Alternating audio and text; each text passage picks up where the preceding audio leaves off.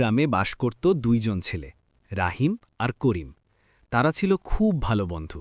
বন্ধু, কাজ আছে নাকি বন্ধু? না রে বন্ধু, চল তাহলে একটু খেলা করি। ওকে বন্ধু, চলে তাহলে যাই বন্ধু, একটু খেলা করি। ওকে বন্ধু। প্রতিদিন একসাথে খেলাধুলা করত, স্কুলে যেত এবং একে অপরকে সাহায্য করত।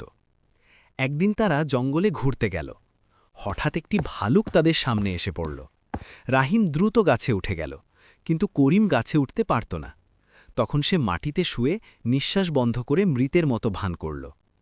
ভালুকটি এসে করিমকে শুকল, কিন্তু নড়াচড়া না দেখে চলে গেল। পরে রাহিম নিচে নেমে এসে জিজ্ঞেস করল, ভালুক তোমার কানে কি বলল?